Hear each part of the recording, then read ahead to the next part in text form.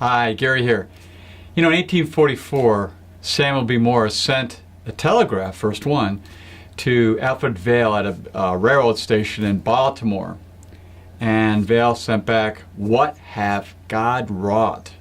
I bet you think sometimes that may be true when all of a sudden you're awakened by your smartphone and you're got your iPad going, and maybe you're doing something on Facebook and you're taking a picture and you're trying to send a text of it to someone else, and then you've got some other Instagram, and it goes on and on. And sometimes you can have FOMO, fear of missing out, because of all this stuff hitting you and coming at you very quickly. It can be just a technological frenzied activity in your life that can just drive you crazy. And I like to back off to three lenses when I feel this way.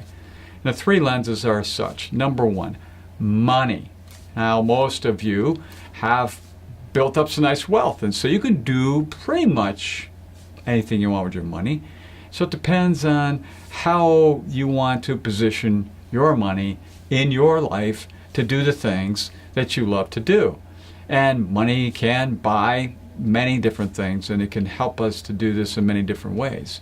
But it's not, there's a money kind of parity out there.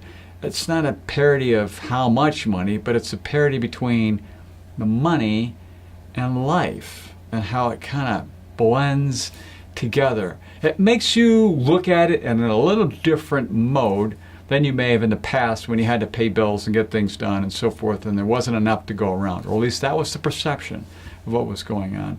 And so the money takes on a whole new meaning with a different lens if we allow ourselves to sit back and take note as to how it fits into the rest of our life.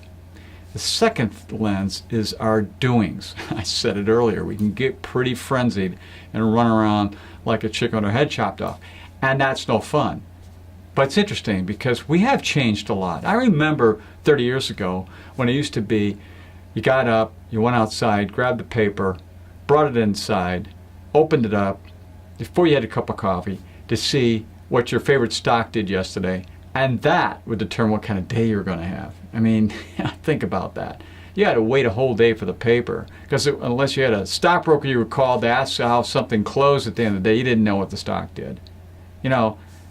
Today, you can be flying from Bangkok to Beijing on a Wi-Fi, and you could be ordering up something you need for a meeting the next day in Beijing and have the fulfillment center drop it off at the hotel and be ready to roll. I mean, that's totally different. However, what if the Wi-Fi didn't work? And when you were at the airport in Bangkok, you thought to yourself, it doesn't always work on these airplanes. I should probably do this now. And it takes you back 30 years ago to one of my clients who said, Gary, why do you show up for an out-of-town meeting? And I knew might not get this right. And I said, well, it depends on the meeting. No, you always show up the day before so that you're properly ready for that meeting the following day, so everything goes really well. And it's kind of a little voice in your head that maybe I should have gotten online in the Bangkok airport to order this thing in advance so it could be there the next day, because I waited till I got an airplane for all the technology to work.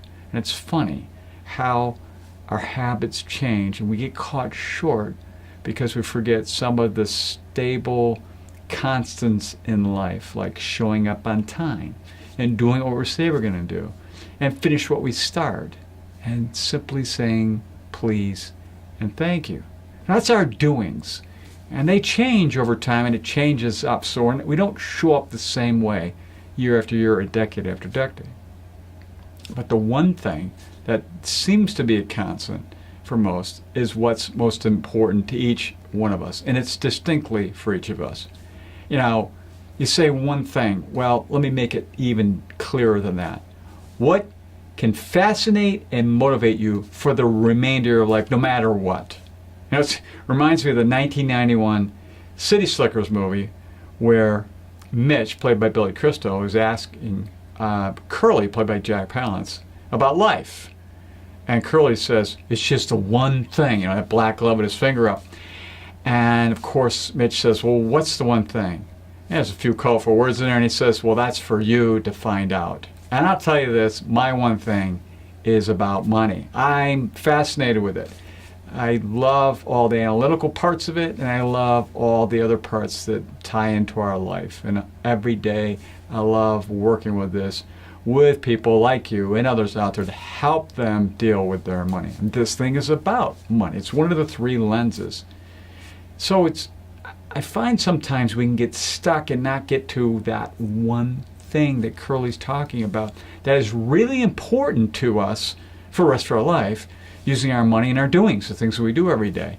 So in the Strategic Coach, a program I belong to, I have a couple of questions that I modified. It helps me get clear about something. So I got something running around my brain.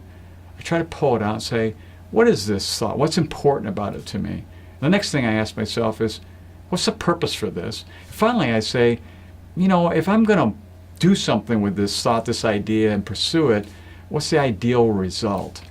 And I'll tell you this, when I go through those three questions, put it in context, it either gets thrown away right away because I have no excitement about it because it's not fascinating, motivating me, or what happens is it gets me fascinated, motivated, and then I start to take action on it. And I've just decluttered my brain and got something out that actually meant something to me that I can do something about. And I can do that day in and day out. And so this third lens makes sure that I have my money and what I'm doing and what's most important to me very clear, which ends up putting me in a very confident state. And I find with business owners and anybody in life, if you have a high level of confidence, you're more likely to accomplish the things that you want to accomplish. And finally, let's leave this quip by Woody Allen. He said, I took a speed reading course and read War and Peace in 20 minutes. It was about Russia. Enjoy.